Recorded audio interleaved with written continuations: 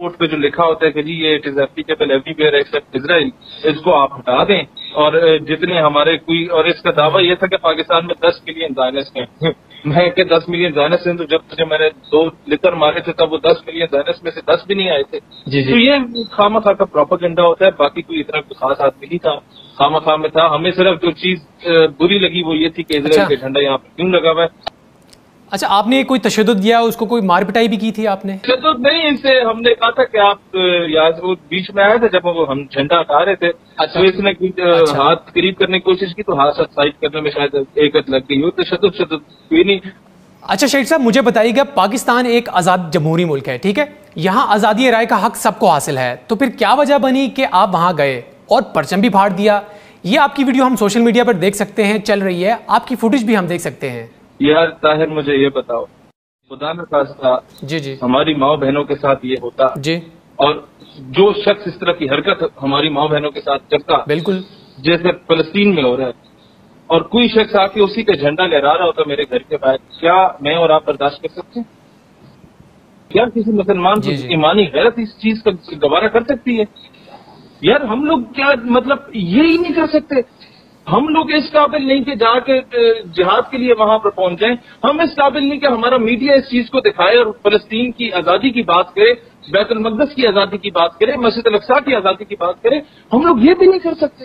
What sort of جمہوریت it is کہ آپ لوگ، ہم آپ بھی کرتے ہیں تو ہو جاتے ہیں بدنام، وہ قتل بھی کرتے ہیں تو چرچا نہیں ہوتا. Israel is occupying Palestine day by day and no one is there to speak against them in the United Nations. یہ جو سو کالڈ ہیومن رائٹس کی NGOs ہیں کدھر مر گئی ہیں؟ جب یہ کچھ نہیں کریں گی، اسرائیل کی ظلم پہ کچھ نہیں کریں گی، امریکہ جو ہمارے افغانی ماؤں بہنوں بیٹیوں کے ساتھ زیادتی کرتا رہا، ہماری بیٹی ڈاکٹر عافیہ صدیقی کو اٹھا کے لے گیا. No one is there to ask from America کہ تم کیا کر رہے ہو، اس کے ساتھ کیوں لے کے گئے ہو؟ ایک ملک کی سالمیت پہ تم نے حملہ کیا، مسلمانوں کی غیرت پہ تم لوگوں نے حملہ کیا، کوئی پوچھنے والا نہیں ہے.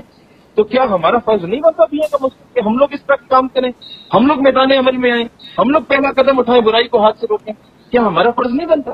طاہر بھائی let me clear, Quaid Azam رحمۃ اللہ علیہ نے اس وقت جب اسرائیل کو بنانے کی بات کی جا رہی تھی، انہوں نے کہا ہے یہ ایک ناجائز ریاست ہے اور ہم اسے بر صغیر کا مسلمان کبھی اسے تسلیم نہیں کرے گا. میں اس محمد علی جناح کا ماننے والا ہوں، میں کبھی اس طرح کی چیز کو تسلیم کر ہی نہیں سکتا. جی شیر بالکل ٹھیک ہو گیا. مجھے یہ بتائیے گا، آپ نے اس سوال کا تو جواب دے دیا، اس حوالے سے اداروں نے اس معاملے میں آپ کے ساتھ کوئی تعاون بھی کیا، کوئی ہیلپ یا کوئی سپورٹ؟ یار میرے لیے یہی سپورٹ ہے کہ یہ مجھے تنگ نہ کرے.